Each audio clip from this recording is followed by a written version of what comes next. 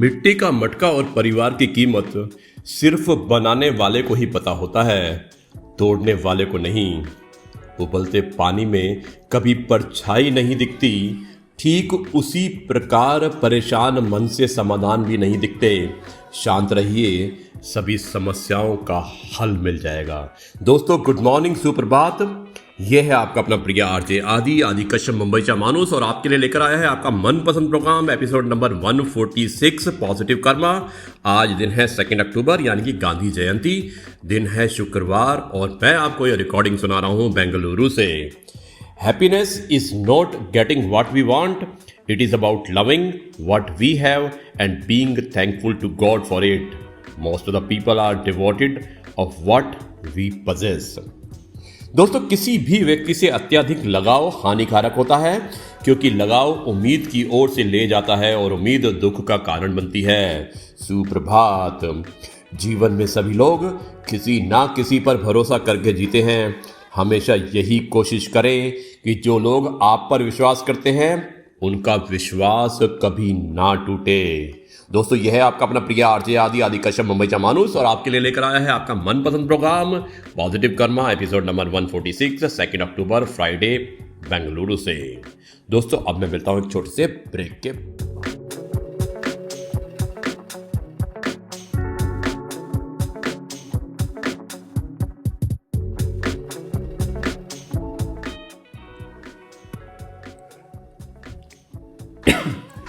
दोस्तों अब मैं बताता हूं आपको एक सत्य है जो जीवन की सच्चाई है।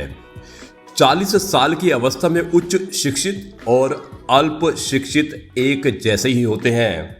50 साल की अवस्था यानी कि 50 साल की उम्र में रूप और कुरूप एक जैसे ही होते हैं। आप कितने ही सुंदर क्यों ना हो, झुर्रियां आंखों के नीचे के डार्क सर्कल छुपाए नहीं छुपते। 60 साल की अवस्था में उच्च पद और निम्न पद एक जैसे ही होते हैं।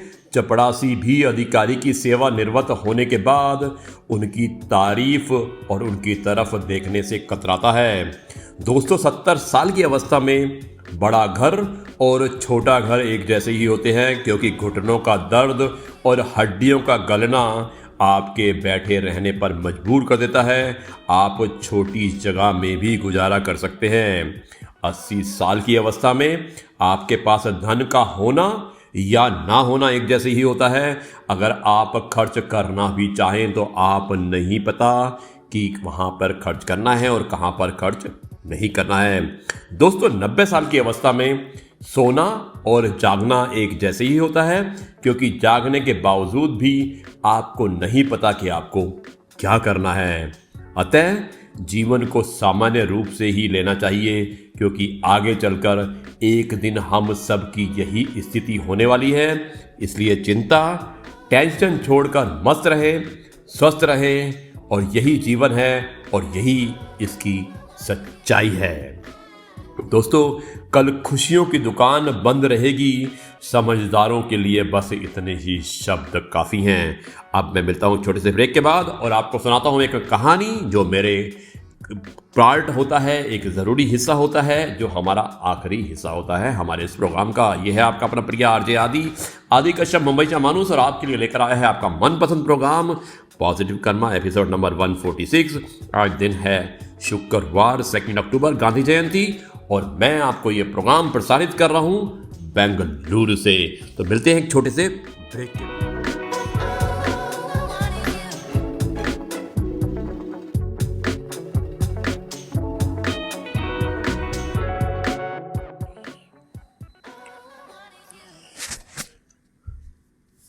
दोस्तों ये है आपका अपना प्रिय आरजे आदि कश्यप मुंबईचा माणूस और आपके लिए लेकर आया है आपका मनपसंद program positive karma episode number 146 from Bengaluru. आज है दिन है 2 अक्टूबर गांधी जयंती और आज इस प्रोग्राम को मैं प्रसारित कर रहा हूँ बेंगलुरु यानी कि कर्नाटका से। मैं आपको अपने प्रोग्राम का आखिरी हिस्सा जो कहानी होता है वो सुनाना चाहता हूँ, लेकिन उससे पहले आपको बताना चाहता हूँ एक छोटी सी बात। दोस्तों प्रकृति के 3 कड़वे नियम होते हैं जो एकदम सच होते हैं। पहला, प्रकृति का पहला नियम, यदि खेत में बीज ना डाला जाए तो कुदरत उसे घास फूस से भर देती है। ठीक उसी तरह से दिमाग में सकारात्मक यानी कि पॉजिटिव विचार ना भरे जाएं तो नकारात्मक यानी कि नेगेटिव सोच जो होती है, विचार जो होते हैं, अपनी जगह बना लेते हैं। दोस्तों, दूसरा नियम है प्रकृति का, जिसके पास जो होता है वो वही बांटता है। सुखी सुख बांटता है, दुखी दुख बांटता है, ज्ञानी ज्ञान बांटता है, भ्रमित भ्रम बांटता है और भयभीत भय बांटता है। दोस्तों, प्रकृति का तीसरा नियम है, आपको जीवन में जो भी मिले उसे पचाना सीखो, क्योंकि भोजन ना पचने पर रोग बढ़ते हैं, पैसा ना पचने पर दिखावा बढ़ता है, बात ना पचने पर चुगली बढ़ती है, प्रशंसा ना पचने पर अहंकार बढ़ता है और निंदा ना पचने पर दुश्मनी बढ़ती है। राज ना पचने पर खतरा बढ़ता है, दुख ना पचने पर निराशा बढ़ती है, सुख ना पचने पर पाप बढ़ता है। बात कड़वी बहुत है लेकिन एकदम सच है। दोस्तों, अब मैं सुनाता हूं आपको इस चरण में, जो हमारा आखिरी चरण होता है, एक कहानी, और कहानी का शीर्षक है सम्मान का कारण। यह है आपका अपना प्रिय आरजे आदि कश्यप, मुंबई चा मानुस, और आपके लिए लेकर आया है आपका मनपसंद प्रोग्राम पॉजिटिव कर्मा। दोस्तों, अब शुरुआत करता हूं इस कहानी की, जिसका नाम है सम्मान का कारण। एक बार राजा ब्रह्मदत्त ने राजपुरोहित देवदत्त ने सोचा कि राजा ब्रह्मदत्त मेरा बहुत सम्मान करते हैं। राजा ब्रह्मदत्त के जो राजपुरोहित थे, उन्होंने सोचा कि ब्रह्मदत्त जी मेरा बहुत सम्मान करते हैं। यह सम्मान मेरे ज्ञान का है या सदाचार का, इसकी पहचान करनी चाहिए। एक दिन राजसभा में लौटते हुए देवदत्त कोषागार यानी कि ट्रेजरर के पास से निकल रहे थे। उन्होंने चुपचाप एक सिक्का उठाकर अपने पास रख लिया। कोषाध्यक्ष ये देखकर बहुत हैरान हुआ।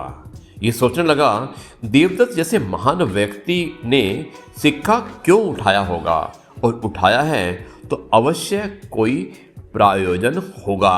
आज हो सकता है जल्दी के कारण कुछ नहीं बताया, बाद में बता देंगे।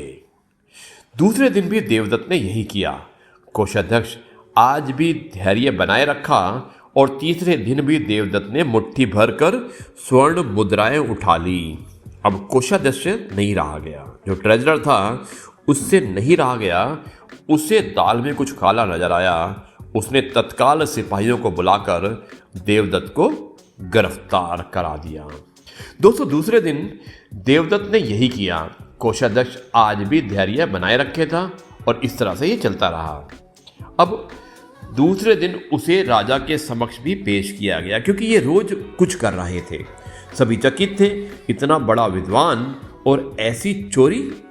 राजा ने देवदत्त से कहा, आपने बहुत बड़ा अपराध किया है, साथ ही हमारी श्रद्धा को भी चोट पहुंचाई है। और फिर राजा ने सजा के तौर पर 4 उंगलियां काटने का फरमान सुनाया।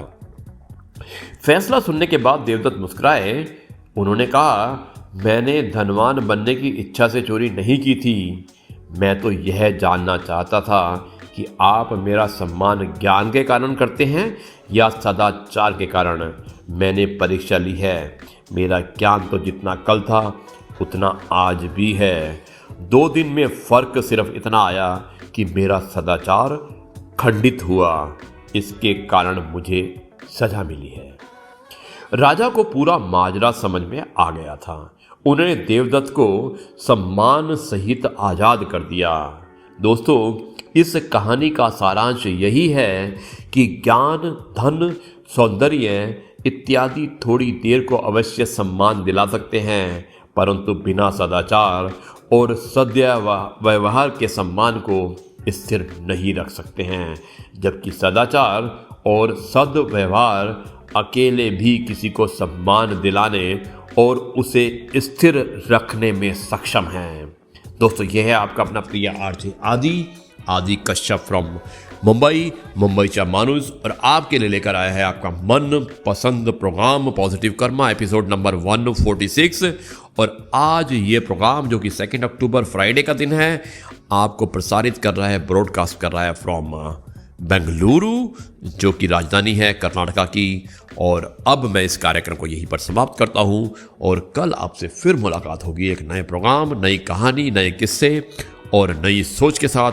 तब तक के लिए मैं आपसे कहता हूं नमस्कार, जय हिंद, वंदे मातरम, भारत माता की जय। धन्यवाद।